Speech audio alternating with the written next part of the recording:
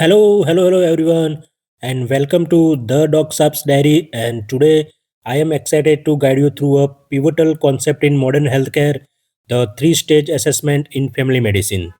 This is not just another medical model, it is a profound commitment to a holistic approach to patient care. We will explore how this comprehensive framework allows us to understand our patient not merely as a collection of symptoms, but as a whole individuals embedded within their unique life context, ultimately leading to more effective and compassionate care. Let's begin. The three stage assessment model is built on crucial understanding that an inadequate or incorrect diagnosis often stems from failure to fully grasp the individual patient and their context. It is designed to overcome this limitation. This model strongly emphasizes a holistic, integrated, and person based approach, especially critical in primary care settings. It is firmly rooted in the core principles of family medicine, focusing on comprehensive, continuous, and patient centered care. Ultimately, the goal is to achieve a best fit understanding of a patient's problems, moving beyond just symptoms to their broader life situation. Let's dive deeper into its core principles. First, the model highlights that failure to understand leads to incorrect diagnosis. It stresses the necessity of looking beyond isolated symptoms to gain a comprehensive view of the patient. Secondly, it advocates for a holistic and integrated approach, seeing the patient as a whole person, not just a collection of ailments. This means considering biological, psychological, and social factors. Thirdly, it's about person based care, tailoring assessment and management plans specifically to the individual needs and circumstances of each patient. It enables multidimensional information gathering, collecting data across clinical, individual, and contextual domains, which provides a much richer understanding. Finally, this approach enhances patient centered management, a core skill in family medicine, ensuring that the patient's perspective, concerns, and expectation are always at the forefront of care. Now, let's explore the first stage, the clinical assessment. This stage primarily focuses on thoroughly exploring the current problem using a structured syndromic approach.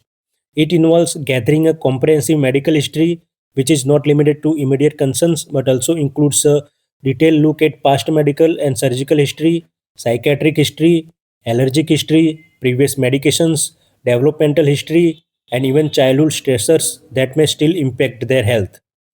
Crucially, we also identify relevant risk and protective factors that could influence the patient's health trajectory.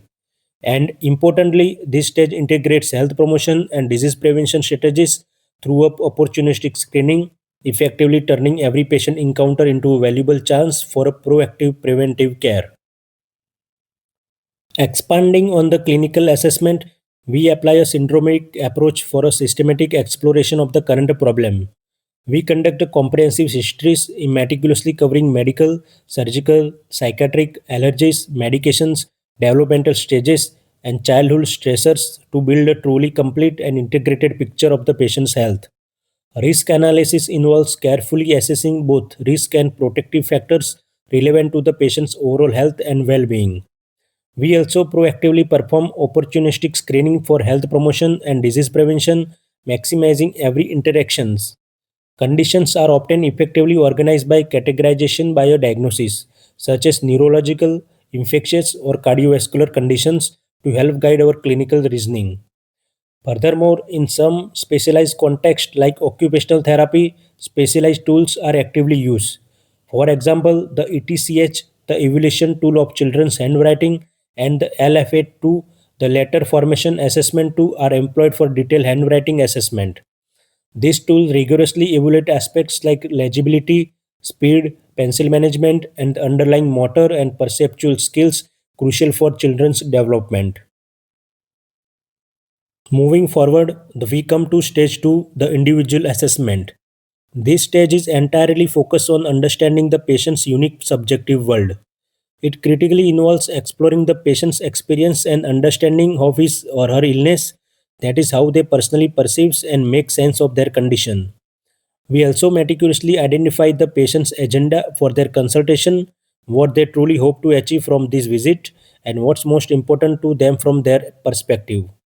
A key component here is the ICE framework, means ideas, concerns, and expectation. These help us uncover and understand their fears, worries, and core beliefs about the disease, which are often powerful drivers of their health seeking behavior. We carefully assess the effect of the disease on their social function, examining how it impacts their daily life and interaction within their community.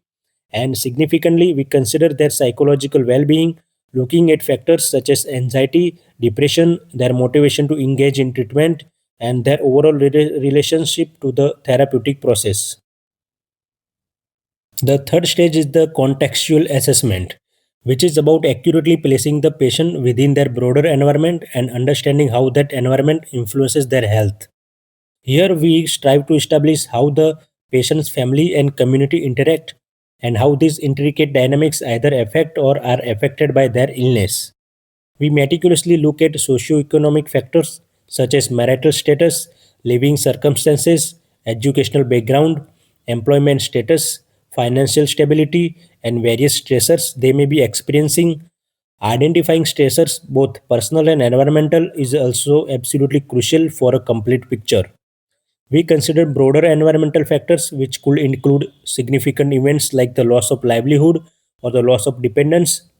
And finally, we analyze service utilization patterns, observing indicators such as multiple hospital admissions or the identified need for care placement, all of which can reveal immensely important contextual information about their ongoing health journey and support systems.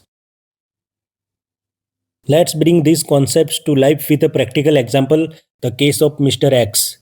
Imagine Mr. X came to the clinic with a sore throat and hoarseness for 2 weeks. A traditional clinical assessment might start with, "What is wrong with you? How long has it been there?" focusing only on symptoms.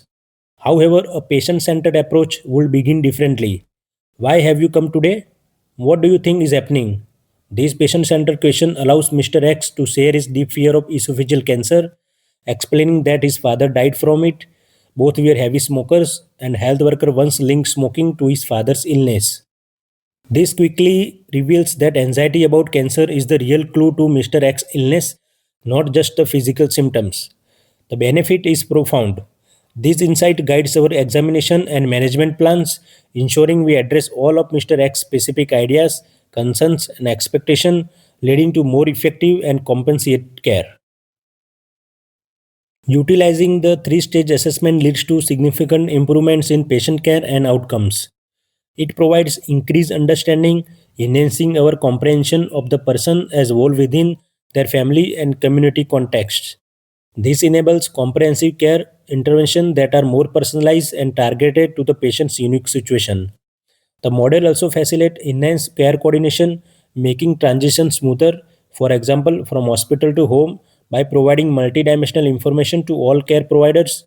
It's particularly effective for complex needs, proving highly beneficial in primary care and psychiatry, where biological, psychological, and social factors are often intricately intertwined. A great strength of the three stage assessment is its seamless integration with their familiar SOAP model for documentation. The subjective S component of SOAP directly incorporates the individual assessment, capturing the patient's experience, agenda, and ICE. The objective O component is well covered by the clinical assessment, providing all physical findings, history, and risk factors. The assessment A is where the synthesis happens, combining all three stages, clinical, individual, and contextual, for truly holistic and accurate diagnosis. This reflects a deeper clinical judgment. And finally, the plan P is a tailored management strategy derived from this comprehensive assessment, addressing all of the patient's unique needs and fears. In conclusion, the three stage assessment model is a crucial for delivering holistic, integrated, and person based primary care. It significantly improves our understanding of the patients within their family and community context, moving beyond mere symptoms. This enables a truly patient centered approach, leading to more accurate diagnostic and effective management strategies. And importantly, it seamlessly integrates with the SOAP model, providing a structured framework for documentation and ensuring continuity of care. Thank you so much, guys. If you have any questions, please feel free to reach out to me via comments, and please like, share, and subscribe to the Docsaab's diary.